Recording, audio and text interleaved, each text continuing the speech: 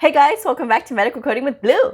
Today's episode is all about real-world coding versus book coding. What is the difference? If you are brand new to my channel, welcome. I am Blue. I'm a medical coder. I have been a medical coder for over 10 years. I really love sharing the things that I know with all of you. So I hope you'll take a second, hit that subscribe button, hit that like button, and at the end of this video helps you, I hope that you will share it. So let's get started. Okay.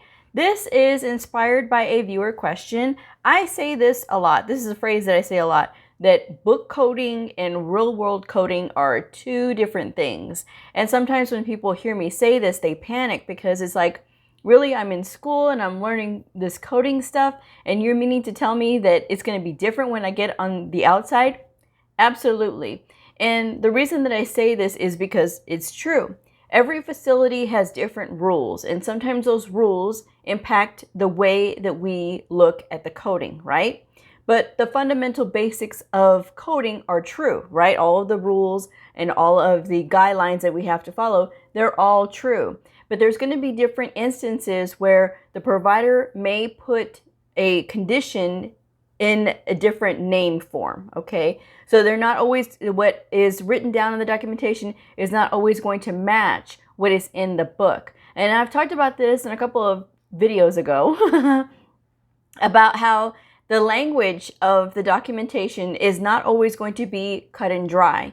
And there's going to be times when you're looking at, say for example, a physical exam, and then you may see only like seven entries.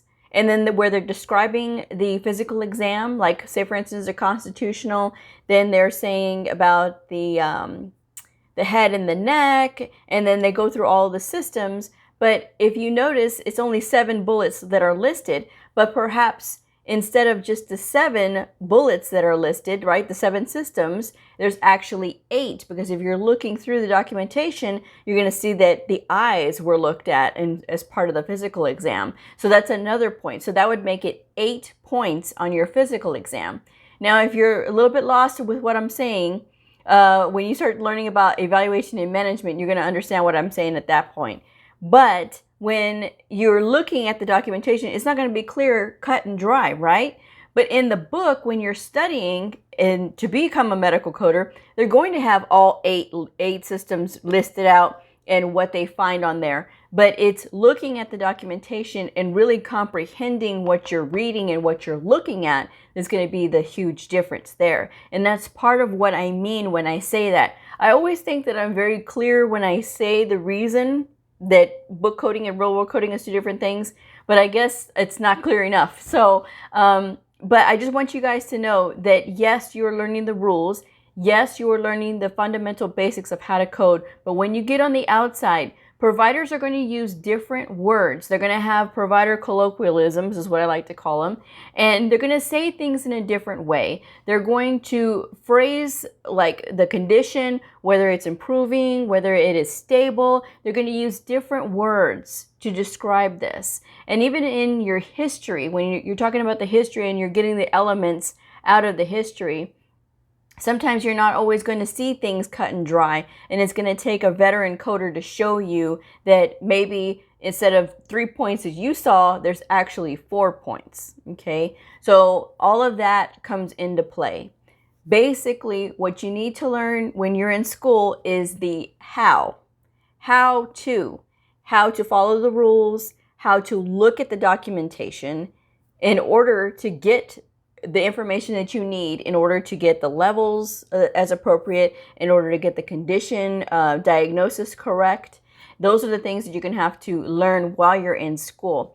When you get on the outside, it is going to be about developing those relationships with your providers. Now, you may think, Blue, you always say that all the time. Yes, I do, because it's true. A lot of times coders are leaving that little part out. And if you leave that little part out, it's not going to help you when you are trying to understand the provider's documentation, because everybody has a different mindset when it comes to these providers, right? They have a different mindset when it comes to documenting. Some are very clear and to the point, and some, they don't have training on how to properly document. Perhaps they were not exposed to a very good coder or a hands-on coder, or perhaps the coder's hands were tied at a facility that they came from. I am of the old school belief that we are going to be partners. We are going to be one-on-one together, and we're going to work this out together. I need to understand you as a provider in order to understand what you're saying on paper, so that way I can look at it from the coding standpoint and say, okay, this is what the provider is telling me, so this is what I know I can pick up. Okay, and when things are not clear, this is when the provider and the coder need to communicate, particularly more the coder initiating that contact with a provider, because the provider is not going to do it. Okay, they are not going to reach out to you 9 times out of 10. They will not reach out to you. They are going to want you to reach out to them. Okay, so it is on the coder. Okay, but different times at different facilities, sometimes they have like a clinical documentation improvement specialist. So all of the training goes through one particular person. If that is the case in your facility, then you need to work closely with that CDI person in order to get the provider's documentation to reflect what's actually happening. But that is what I mean when I say that book coding and real world coding is going to be 2 different things. You're not going to get the same challenges when you're looking at a documentation in school that you are going to get in real life. And I've seen where there's been documentation that's been just a couple of paragraphs, and it meets all the bullets for a certain level. But if you are in school, they would never give you a scenario like this. Okay, they would never give you a scenario that was that tricky in order to teach you. Okay, their whole thing in school is that you are learning the fundamental basics. All of the other stuff that you have to learn, you're going to learn on the outside. It's going to be a lot of learning when you get onto the outside. But don't panic when you hear me say that it's going to be 2 different things. I want you guys to be aware that yes, it's going to be 2 different things. It's a lot different when you get out into the real world and you're starting to code and you're like, oh, wait a second. Well, do I know this or do I know that? These things are not cut and dry, okay? It's never going to be cut and dry. And that's the thing about medical coding. It's about understanding. And when we say it's a different language, it's literally a different language. There's going to be things that you can look at in documentation and know that, like, say, for example, the word stone. Stone can be written 2 different ways. Stone, calculus, stone or calculus. And we know that that means stone. So there's going to be different words, different things that is going to come up when you are looking at documentation. And that the key to learning it is to take your time and to study and continue to study about all the other things that you are going to have to learn about that particular specialty. The other thing is when you are in school and perhaps you are trying to think of all of these other things so that you can get ahead, right? You want to learn all these other things, and what else should I learn so that I can be prepared when I go outside? You need to concentrate on school. Concentrate on what they're teaching you. Absorb all that information. Worry about what you need to learn on the outside when you get on the outside.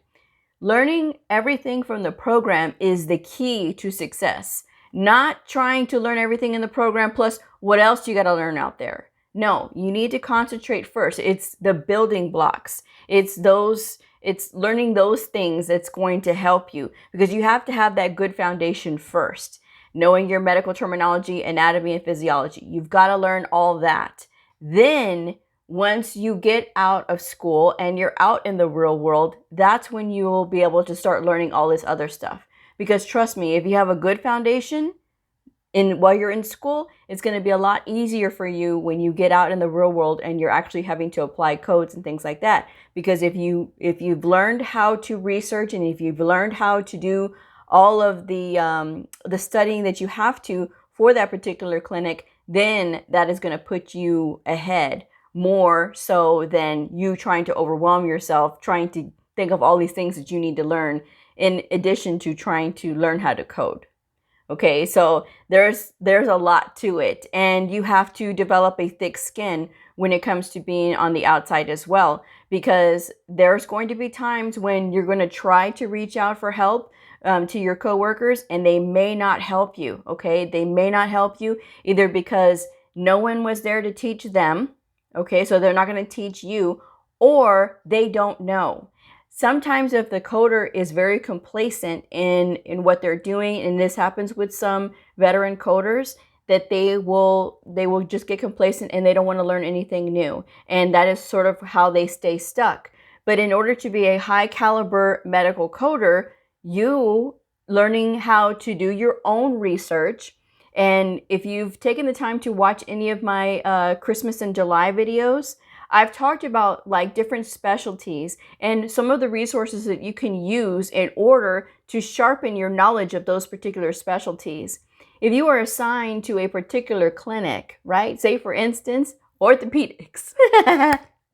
I've done a whole video on orthopedics and all of the specialty websites that talk about orthopedic diagnoses to help you to better understand what is actually happening with these diagnoses. That is so important to know that stuff. The more you understand the language of that particular diagnosis, the more the provider is going to be able to write anything that is related to that condition or those conditions, and you're going to be able to understand, right? And that's something that's even more in depth and in detail than what you're going to learn in school. Okay, the school is just the broad strokes. You're just learning the broad strokes. You're learning just the basics and then how to do it. That is all you're learning when you're in school. Okay, but when you're on the outside, that's when all this other stuff is going to come into play. Worry about all that other stuff when you get out there. Just learn the basics right now and learn where to find those resources. Like I said, view those videos that I have for Christmas in July. It's a lot of talking about like little quirks about these specialties. And I like doing those videos. They're very fun for me to do because I like doing research. That is one of my favorite things is doing research. Because when I have that aha moment, or I'm looking at something and I see a video that is perhaps helpful in a way for me to better understand a procedure, that's better for me because it makes me more confident, because when I'm reading documentation, I'm going to understand the difference. I'm going to understand what in particular they are saying. And I had an interesting experience talking about arthritis. Now, I did a whole in-depth about arthritis on my Patreon channel because I thought it was very interesting to share some of that information that I learned about arthritis. There are several different kinds, and when it comes to juvenile arthritis, that is a whole Pandora's box of different conditions when it comes to arthritis. And learning about that and sharing what I found out about that with my Patrons was really fun, but it was really something because, you know, I've done a lot of different specialties. I've done many different kinds. However, when it comes to doing pediatrics, solely pediatrics, I have not done it. I've done some, but not in specifically like concentrated on that particular clinic. I've coded many different settings, so I've had like touch experience, but not full immersed experience with it yet. But learning about that was really fascinating. But the only thing I can suggest to you is that when you are in school, know that when you get on the outside, it's going to be a lot more different. And you're going to learn a lot more when you get on the outside. My videos are me as a veteran coder sharing what I've learned. And they're not meant to scare you. They're meant to prepare you. They're meant to give you an idea of what it's like. I created my channel in the beginning with the thought process of, you know, people are not talking about this stuff. There was some when I first started my channel. I don't look at other YouTubers that are medical coders. I don't look at their channels because I want everything on my channel to be original. These are all the topics that I come up with are the topics that you all are asking for, or the topics that I get asked about the most. That is how I come up with my topic ideas. And I think that it's so important to share these answers as I have them. And when I don't know something, then I'm looking it up so that I can share it, okay? And there's the difference. You know, I will look on AAPC's website, even though I'm not even an AAPC member. I will look up different things because I'm trying to share the most clear information that I possibly can. But like I said, none of this is meant to scare anybody. It's just meant to give you guys just this is what happens, okay? So try not to get ahead of yourself, especially when it comes to learning. Learn what you can while you're in school, but learn how to find resources. Because when you get on the outside and you have to find those, you have to use those resources, those reputable resources, because I always make that a clear point as well. Different times you're going to find some information out there that isn't exactly correct.